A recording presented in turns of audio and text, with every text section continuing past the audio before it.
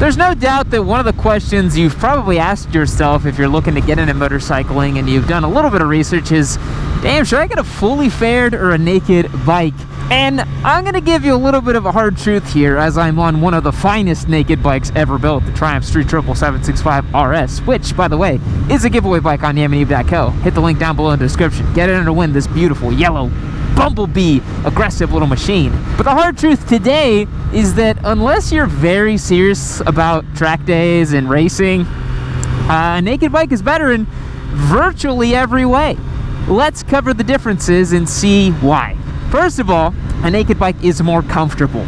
That's got to be the #1 reason you'd want to go naked versus fully fared. You guys see me sitting here, I got my handlebar, I'm much more upright than I would be on a sport bike. And of course you can see me on that beautiful 360 camera, of course. I forgot that I even had that thing. And so you see that I'm nice and upright, man. I can be knees in the breeze, nice and upright. I can get a hand off, I can get my back a little more straight, I can relax. Because even though sport bikes look super cool, you don't want to be full tuck all the damn time.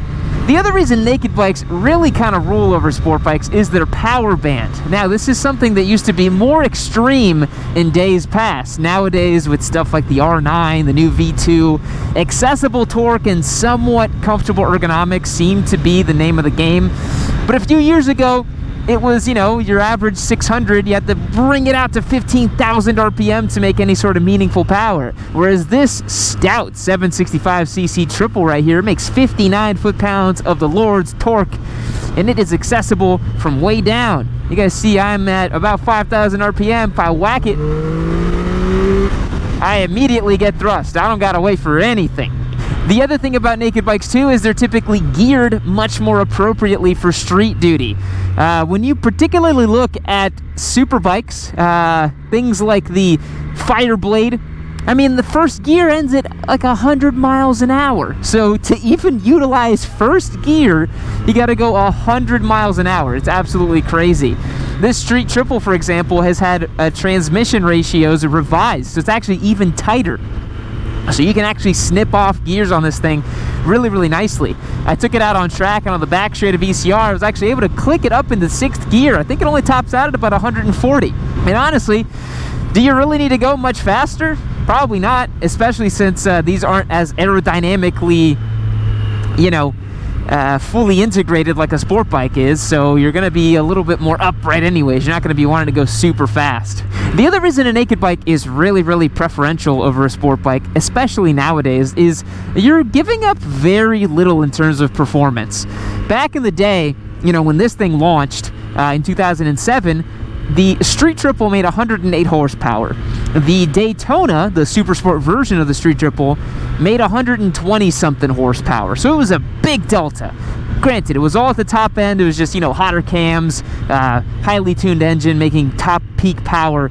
But it was more peak power for sure, like 20% more.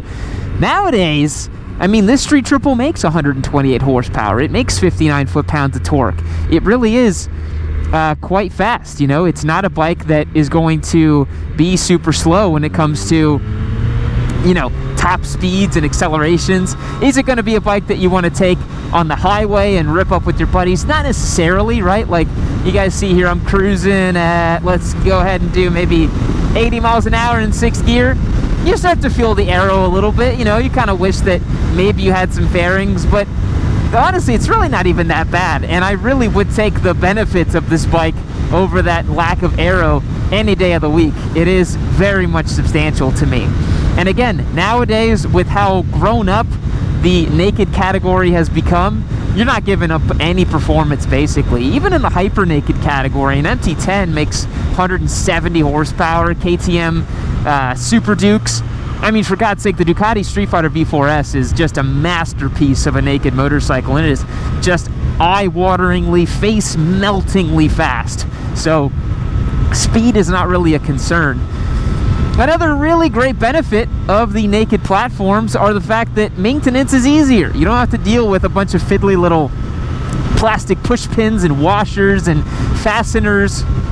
One of the most annoying things about owning a sport bike, especially if you have it in street trim and not in race trim with the actual D-Zeus fasteners or Zeus fasteners, I never know how to pronounce that word, is the fact that, you know, you're able to quickly take off those plastics. But, you know, if you have it in street trim, you're not going to be taking off those plastics at all. You're not going to be able to, unless you're going to, you know, slog down a nice, 2 hours in the garage just to put those plastics in and out. And I know some of you diehard Gixxer guys are probably commenting right now saying, man, I get my plastics off in 10 minutes. I don't even care. I'll live that life. But I'd like to think we've evolved a little bit. Okay, so we've dogged on fully fared bikes for quite some time. Why don't we talk about their benefits? Number one, they look cooler, right? It is undeniable that a fully fared motorcycle, it just looks the business. It looks like a proper, real deal motorcycle. If you grew up with sport bikes and looking at them and stuff, like, you see a fully fared bike, you think to yourself, yep, that's a real deal sport bike. That's what I want to ride. That's the real thing. In terms of top-end bleeding performance, sport bikes are basically the top of the mountain. As I said, naked bikes have gotten close. However, if you're looking for ultimate performance, you still need a fully fared motorcycle. The hyper naked motorcycle category can very much dust up on your average 600s, even your 750s, your bigger sport bikes. But again, if you're talking about leader bikes, you're gonna pretty much have to get a 1000cc motorcycle. You get yourself a proper big 1000cc bike, it's King Dick. It's king of the mountain, no doubt about it. So that's definitely something to think about. One of the things that I'd love for you guys to think about too is there are plenty of fully fared motorcycles that are not super sports, that are not super bikes. You know, you can get a sport touring motorcycle that has a fairing, that has wind protection, that is comfortable and doesn't give up anything, you know, and still has gobs of performance. Think of something like the Ninja 1000, the Suzuki GSX S1000 GT. There are plenty of sport-going models that have plenty of wind protection and fairings that still look pretty cool. Now, granted, to the average observer, is it a awesome crotch rocket? No, it definitely looks like some big burly dad bike. You know, you get a Tracer 9 GT or a Ninja 1000. Nobody's gonna mistake that for a Panigale. Let's just put it that way. But you'll know when you ride it that you're like, hell yeah, I got ripper of an engine, I got a real deal motor in this thing, and I can go out and go have some fun with it. Versus if you go out and actually get a super bike or a super sport, man, your back is going to be crying for mercy. Triumph calls this color Cosmic Yellow on the Street Triple 765 RS, and I'd like to think it's cosmic because when you find out that you've won this motorcycle on Yamanube.co, you're going to ascend to the heavens and be in a heaven-like cosmic state of existence as this thing wheels itself into your driveway because you won it on Yamanube.co. Become a member on the website, get your chances locked and loaded. You'll join our Discord, get access to the newsletter. If that doesn't sound appealing, pick up a hat, a t-shirt, a hoodie. We sell all kinds of great stuff on the website. Every dollar you spend will not only support the show, but will also get you entered to win, subject to an amazing multiplier. Get entered to win this bike. Don't sleep on it. And there's a reason why super sport bikes are ridden on street primarily by young males aged, I'd say, 18 to 26. It's because they're limber, they're dumb, and they have just enough credit to access the ability to plunk down $20,000 to nuke themselves into debt to get a super bike. Your local motorcycle dealership is happy to work with your 480 credit score to get you onto a Fireblade SP. They'll make it work, man. If you're broke, if you're a college dropout, whatever you are, you can get yourself a Fireblade SP. So that's something to think about too. I think the perspective that you'll have when you're on a super bike or a super sport is going to be different too. You know, like if that's the appearance you want to give to the world, that's something to think about too. Naked bikes kind of tend to fly under the radar. It's pretty nice, you know. If you get a naked motorcycle, you'll have the ability to kind of slip between traffic. Now, I don't think you'll be able to do it on this bright yellow Street Triple RS. And God forbid, if you win this motorcycle for free on Yamanube.co, you're going to have to ride it and be like, well, I can afford the speeding tickets because I got myself a free motorcycle. That'd be a pretty good story to tell. But in general, naked bikes fly under the radar. People don't know how to classify them. People don't recognize them as sport bikes. Versus a flashy, loud-looking green Ninja, man, you're asking for trouble. You're going to get speeding tickets out the wazoo. There's certainly a case to be made for the naked bike being much more of a well-rounded machine, you know, again, as the performance echelon has increased with naked motorcycles, and they've become better and better. They've now been to the point where you can ride them on road very comfortably. Like, I have this thing dialed in. I just took it out from the track. I actually dialed back the suspension to a more comfort setting, and it's got this Öhlins STX shock out back. You can just dial in the comfort. It rides like a magic carpet. It's got the fully adjustable Showa big piston fork up front, and you can dial that in. It rides like a dream, man. I mean, it's smooth, it's compliant, it's comfortable. And then, you know, if I want to go rip it up on track, you just dial out the clickers again, go tear it up. It's stiff as can be. And as mentioned in a previous video, this Street Triple has the Super Sport derived frame, and so it handles just phenomenally well. And that's something to really think about, you know. If you're not looking for bleeding edge performance, if you don't need it all the time, a naked bike makes a ton of sense. But I will say, like I said, naked bikes are ugly, and motorcycles are emotional purchases. And I would be remiss if I didn't tell you that I was once a young, dumb man, and I had a Daytona 675 for the street, and I loved every second of it, man. I thought I was so cool. I thought I was so agile and limber. I thought I was so fast, man. Even though I was slow as hell. But the experience of it is something that I would never take away from anybody. You know, it was super fun being able to ride a Super Sport on the street. You just feel like $1,000,000.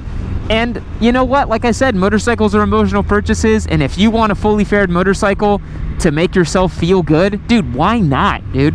Why not swing a leg over a machine like that? If you're, you know, that kind of age, that kind of bracket, you say, yeah, man, I want to be on a Super Sport. Go for it, man. Why not? I'm not going to sit here and tell you to not get a Super Sport bike. I just think that one day you're going to be riding with one of your buddies who's a little bit older, and he's going to be on something like this Street Triple, and you guys say, hey, man, can we swap bikes for just this? You know, I just want to take it down the block. I just want to take it around the mountain pass one time. I just want to see what that bike's all about. You might be surprised swinging a leg over the naked bike and think, damn it, I actually like that bike more than I like my Super Sport. So the topic of fully fared versus naked bikes is as nuanced as ever, particularly with the lines being blurred nowadays with stuff like the Yamaha R9, the V2s, these comfortable Super Sports that make a lot of torque down low that started life as naked bikes. I don't know what to think anymore. Old fogies like me are starting to lose the plot with how we define these motorcycles. The through line is, bike is fun. No matter what bike you got, no matter what bike you get, you're gonna have a good time. I've ridden so many different motorcycles with this channel. I've owned so many motorcycles for the giveaway here, and pretty much every single one that I get, I have a good time. With the rare exception of the Honda CBR 500R. Had to get that one in there for you folks. I hope you guys enjoyed today's video. Let me know in the comments down below what you think about the fully fared versus naked bike debate. Do you think that you're more of a naked bike guy, you're a fully fared guy? Have you only ever ridden one or the other? Let me know in the comments. I'd love the discussion to start, and then we can kind of go from there. Remember, this is Giveaway Bike. Head over to AMD.co, get your chances locked and loaded. I'll catch y'all in the next one. See you later.